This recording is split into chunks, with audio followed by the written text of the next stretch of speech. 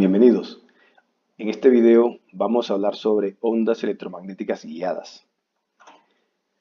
Respecto a la propagación de las ondas electromagnéticas, estas han sido analizadas en diferentes escenarios. En videos anteriores hemos dedicado una parte al estudio de la propagación de ondas electromagnéticas en el vacío, en materia dieléctrica simple, en materia conductora y en materia dieléctrica dispersiva. A pesar de tratar con medios diferentes, todos ellos tienen algo en común, y es que el estudio realizado se consideró para medios totalmente ilimitados, es decir, aquellos que, que carecen de una frontera física. Entonces nos preguntamos, si imponemos una frontera física para dichos medios, ¿qué tipo de propagación vamos a tener? ¿Cuáles son las características de los campos electromagnéticos en medios confinados? Y la manera de confinarlos, realmente podemos hacerlo de diferentes maneras. Podemos hacer un confinamiento bidimensional, es decir, confinar en dos dimensiones, y la onda solo puede propagarse libremente en la tercera dimensión, o confinar en las tres dimensiones. No hay propagación de la onda, está totalmente encerrada.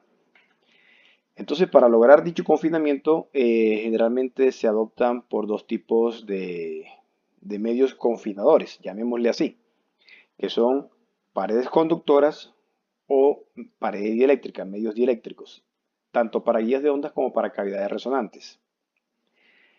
Nosotros nos vamos a enfocar en este estudio precisamente en guías de ondas, pero guías de onda conductoras. Las guías de ondas conductoras no son otra cosa que tuberías metálicas huecas de sección transversal arbitraria que permiten transmitir las ondas electromagnéticas confinadas entre dos puntos distintos. Entonces aquí en esta animación, o más bien en esta simulación, se ilustra bastante bien la idea de la propagación de un campo electromagnético en un medio confinado, porque se está logrando el confinamiento bidimensional en esta dirección, en estas direcciones transversales, en esta dirección y en esta, mientras que se puede lograr una propagación libre en esta dirección. No hay obstáculos en esta dirección. Este tipo de sistemas tiene muchísimas aplicaciones, y pues se adoptan formas, acoples de cualquier naturaleza de acuerdo a la aplicación que se requiera, así como la forma de la sección transversal, que en este caso es circular. Esto es una guía de onda circular. Aquí tendríamos, por ejemplo, para esta sería una guía de onda cuadrada o rectangular. Una aplicación específica tiene que ver, por ejemplo, con los radares, en este caso un radar marino giratorio, en donde la energía electromagnética fluye a través de una guía de onda y luego es utilizada en la antena, que es básicamente la que se va a utilizar para la detección. Aquí se ilustran otras aplicaciones relacionadas con equipos de radioterapia, ¿sí? Contra el cáncer, células cancerígenas. Una vez es generado un campo electromagnético, se utiliza esta guía de ondas aquí para acelerar un haz de electrones, que finalmente es el que va a producir los rayos X utilizados en los procesos de radioterapia, al igual que este que está acá. Sí, entonces son solo algunas de las muchas aplicaciones que tienen las guías de ondas conductoras. Entonces, lo que vamos a hacer es precisamente resolver este problema. Vamos a calcular las expresiones matemáticas que permitan describir el campo electromagnético en una guía de ondas, conductora en este caso.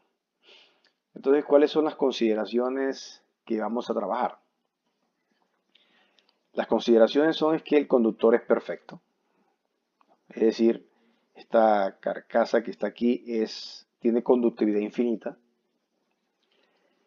tiene sección transversal constante o uniforme, De modo que si le hacemos cualquier corte transversal siempre vamos a ver la misma sección. Y vamos a asumir que en el interior de esta cavidad, en el interior de esta guía conductora, está rellena por un dieléctrico simple. Recordemos que un dieléctrico simple no tiene conductividad y la permitividad y la permeabilidad magnética son constantes. Adicionalmente, vamos a considerar que el campo electromagnético que se va a propagar es monocromático, es decir, de una sola frecuencia, pura. Sabemos, a partir del teorema de Fourier, que aquí no estamos perdiendo generalidad, porque a partir de estos campos monocromáticos o estas ondas monocromáticas, podemos reconstruir campos arbitrarios, es decir, señales electromagnéticas constituidas por muchas frecuencias. Bueno, si lo que queremos encontrar es un campo electromagnético, las expresiones que obtengamos deben satisfacer las ecuaciones de Maxwell para que pueda ser considerado un campo electromagnético. Y dado que estamos considerando un medio confinado, tenemos que imponer condiciones de frontera. Las condiciones de frontera a utilizar son que la componente paralela del campo eléctrico es igual a 0 en la superficie que separa los dos medios, aquí está, y que la componente normal del campo eléctrico es igual a 0 evaluado en la superficie. Estas dos provienen precisamente de las condiciones de frontera 2 y 3 que se muestran aquí. La condición de frontera 3 está diciendo que la componente normal o perpendicular del campo magnético es continua en la superficie. Pero, como estamos asumiendo un conductor perfecto, quiere decir que prácticamente no existen campos dentro de ese material conductor, porque la conductividad es infinita. Entonces, si el campo eléctrico dentro del conductor es igual a 0, en este caso B sub 1 sería 0, entonces nos quedaría que esta componente normal es igual a 0, que es la que estamos utilizando acá. Y de un modo similar se encuentra que la componente tangencial del campo eléctrico también debe ser 0. ¿Por qué? Porque sub 1 vale 0. Entonces aquí tenemos definido nuestro problema, ¿sí?, con la respectiva condición de frontera. Ahora, nosotros debemos resolver esto y podríamos partir de unas expresiones generales para los campos.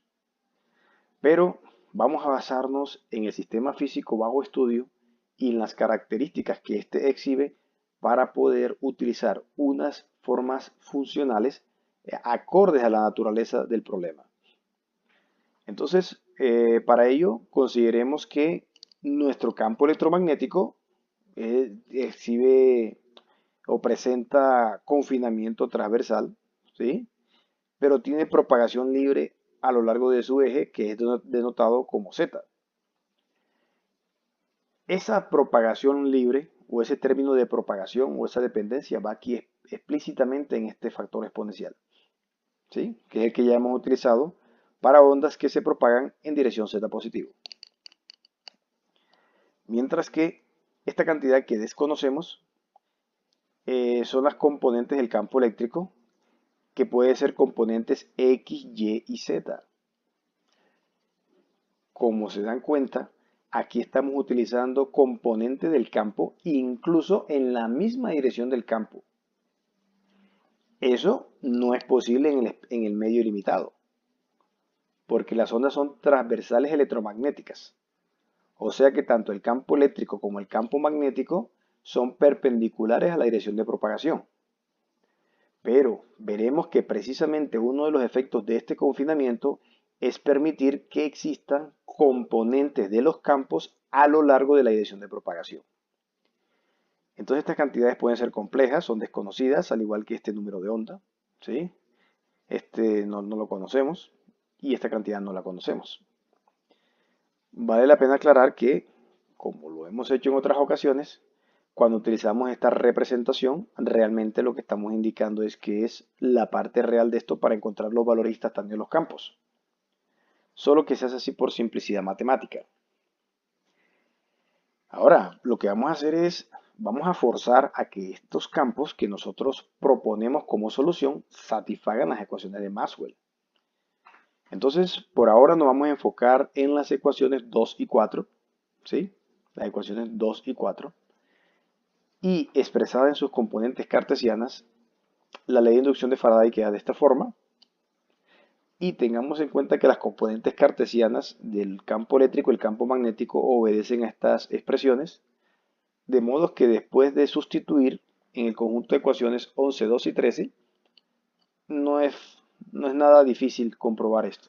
De hecho, es directo, porque cada derivada respecto a z de estas expresiones equivale a multiplicar por el factor ik, mientras que cada derivada temporal equivale a multiplicar por un factor menos i omega, y ahí se puede comprobar de manera directa.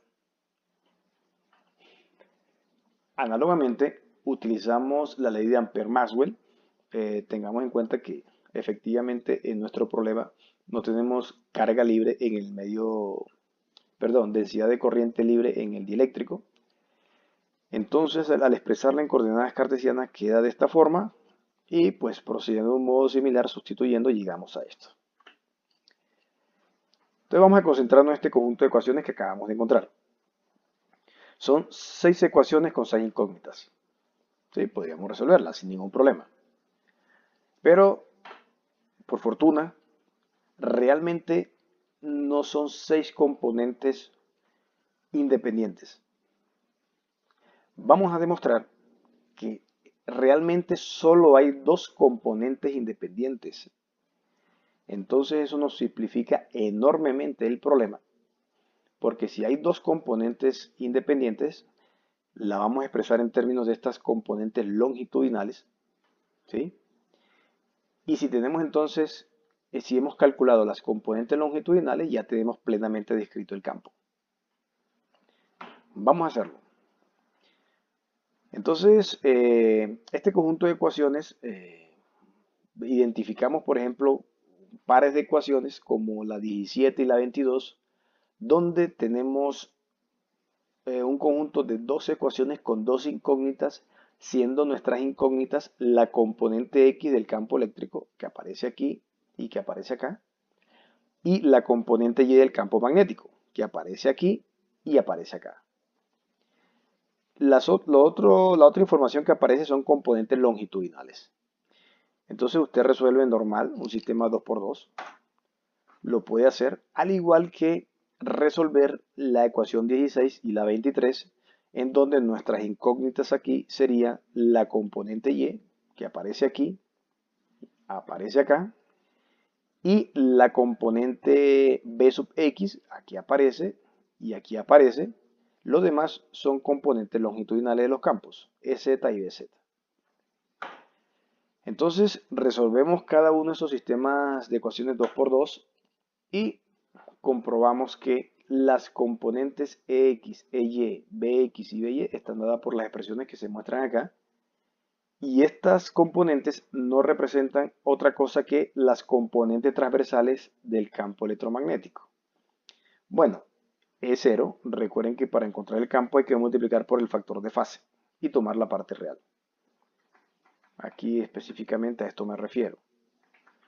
Aquí hemos encontrado esto que era lo desconocido, y aquí es directo obtener esas cantidades, esas expresiones generales. ¿Ok?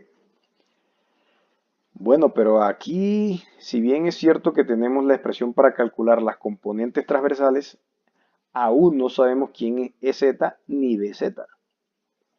O sea, que nuestro problema no está resuelto. Necesitamos obtener las componentes longitudinales de los campos. ¿Y eso cómo se hace? Pues vamos a utilizar las otras 12 ecuaciones de Maxwell. Las ecuaciones de las divergencias, que no la hemos utilizado. Entonces procedemos de una forma similar. Expresando nuestra divergencia con la forma funcional que ya hemos utilizado, es decir, la expresión número 15, esta que aparece acá, ¿sí? Utilizando esa expresión, podemos reescribir la ecuación de la divergencia como se muestra acá. ¿Ok? Pero resulta que nosotros ya tenemos quién es E sub X y E sub Y. lo acabamos de encontrar, E sub X y E sub Y. Lo sustituimos y aquí luego de sustituir encontramos que, luego de simplificar, la componente Z del campo eléctrico obedece una ecuación, eh, la ecuación de Helmholtz, ¿correcto? La ecuación de Helmholtz, siendo este operador se denomina este laplaciano transversal, en cuanto a que solo aparecen las derivadas asociadas a las coordenadas transversales.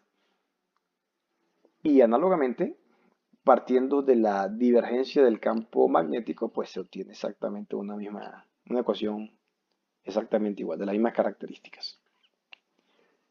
Entonces vamos a organizar los resultados. Encontramos dos ecuaciones que nos permiten obtener las componentes longitudinales de los campos.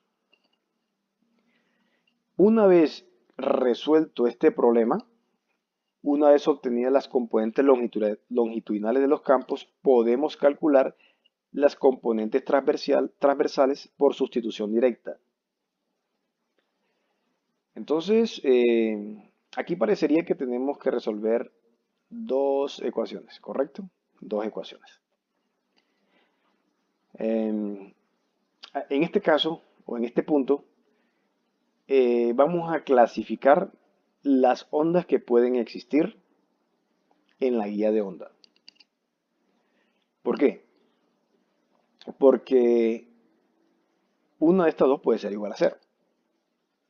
Entonces, si z es igual a cero, pues estamos diciendo que el campo eléctrico no tiene componente longitudinal, es decir, componente a lo largo del eje de la guía. Por lo tanto, todo el campo eléctrico es transversal a la guía, al eje de la guía. Y por eso se denomina ondas transversales eléctricas o simplemente ondas TE.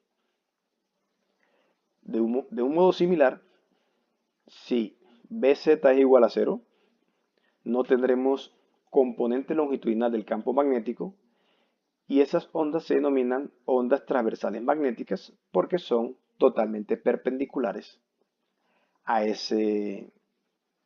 eje de la guía. ¿Ok? Ahora, concéntrese en estas dos ecuaciones. Las componentes longitudinales que podemos escribir en forma compacta así, donde gamma al cuadrado es este término. Esto define un problema de valores propios. Y para determinar los valores propios hay que imponer condiciones de frontera.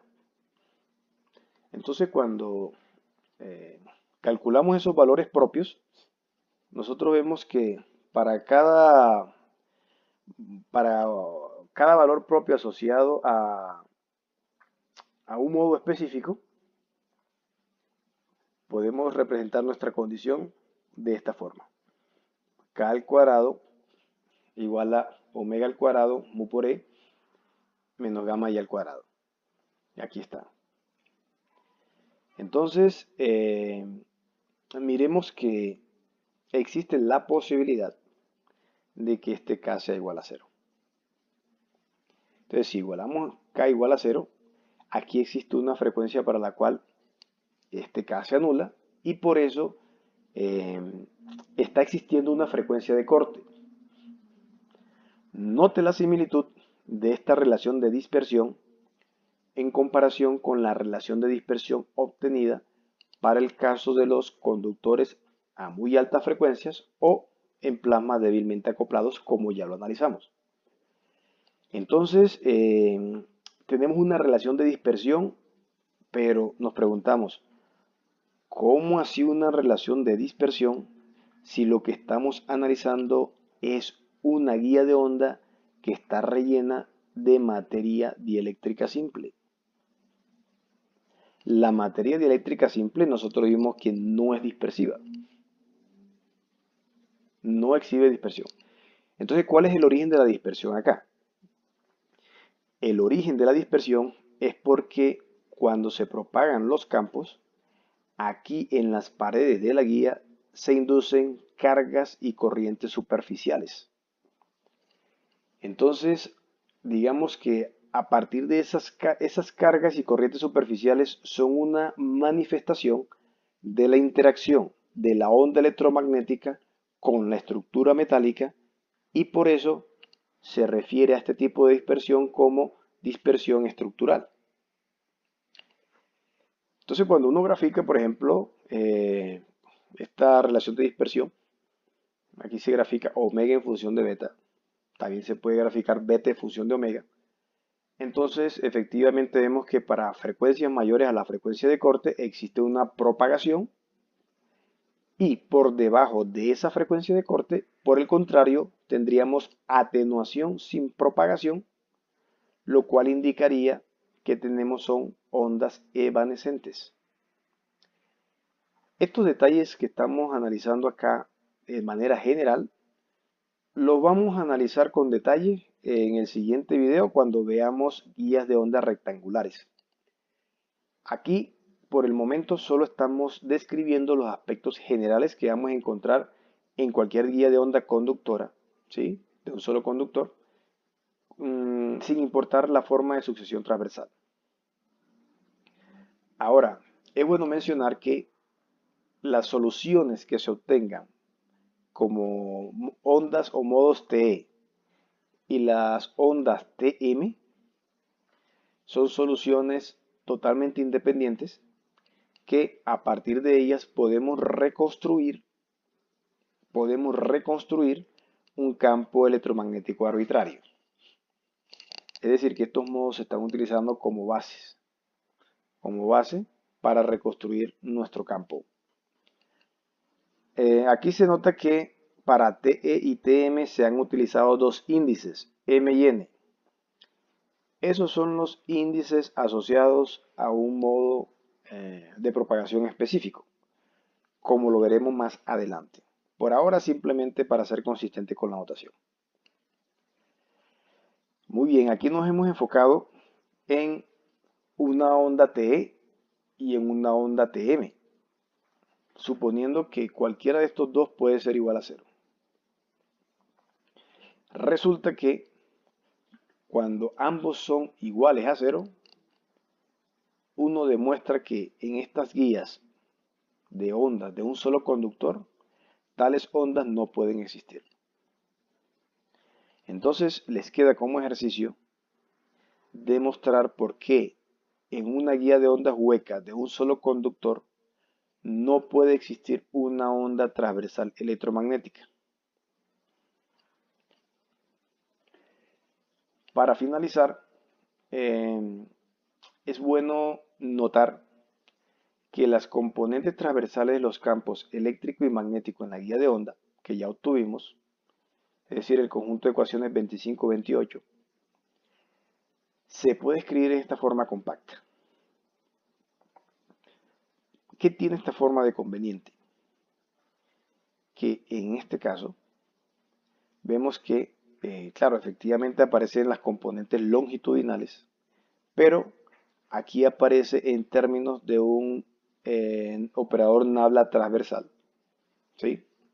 Un nabla transversal, que sería el mismo operador nabla, pero suprimiendo o prescindiendo de la derivada longitudinal, de tal manera que esta expresión la podemos adaptar fácilmente o utilizar fácilmente en guías de ondas de cualquier sección transversal, eligiendo el sistema coordenado coherente o consistente con el tipo de guía que estemos analizando. Por ejemplo, si la guía de onda es circular, entonces aquí utilizaríamos la expresión del nabla transversal, pero en coordenadas cilíndricas. Por el contrario, si la guía de onda tiene sección transversal rectangular, pues utilizamos el operador nabla transversal correspondiente en coordenadas cartesianas. Entonces esta forma resulta bastante conveniente. Bueno, muy bien. Con esto finalizamos la parte correspondiente al estudio de las generalidades en ondas guiadas por tubos huecos metálicos conductores. Y en el siguiente video vamos a analizar, vamos a estudiar la propagación de ondas electromagnéticas en guías de ondas rectangulares.